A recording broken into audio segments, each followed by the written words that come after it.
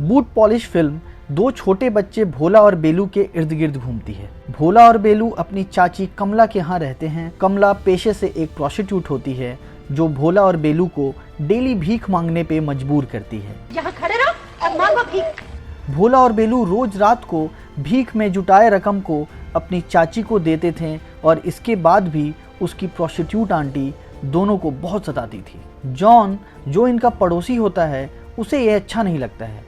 वो भोला और बेलू को जीवन जीने के तरीके समझाता है कि लाइफ सेल्फ रिस्पेक्ट से जीते हैं, ये भीख मांगना अच्छी बात नहीं है। नन्हे मुन्ने बच्चे तेरी मुट्ठी में क्या है। वैसे तो जॉन एक बूटलेगर होता है और उसका धंधा दारू की बोतल बेचकर ही होता है।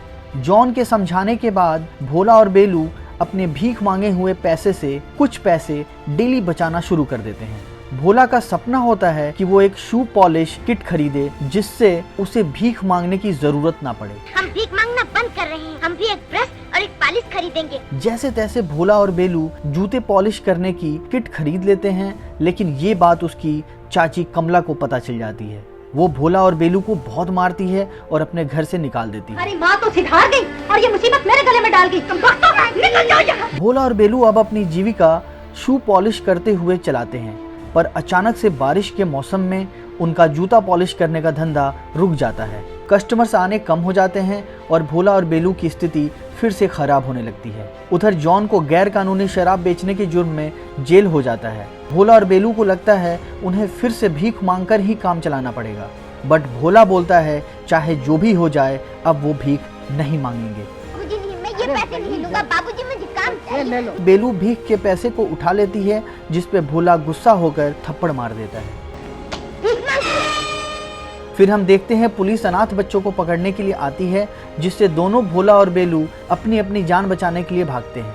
लेकिन भोला को पुलिस पकड़ लेती है और बेलू जैसे तैसे ट्रेन में बैठ जाती है। ट्रेन में उसे एक वेल्दी फैमिली मिलती है जो बेलू को अडॉप्ट कर लेती है। भोला पुलिस कस्टडी से निकलने के बाद बेलू को बहुत ढूंढता है, लेकिन वो उसे नहीं मिलती है। कोई दूसरा काम ना मिलने की वजह से भोला फिर से भीख मांगने लगता है। इसी बीच वो स्टेशन पे भीख मांग रहा होता है कि बेलू उसे पैसे देने के लिए मुड़ती है और हम देखते हैं भोला और बेलू दोनों आमने सामने होते हैं। नहीं, मैं भीख नहीं मांगूंगा।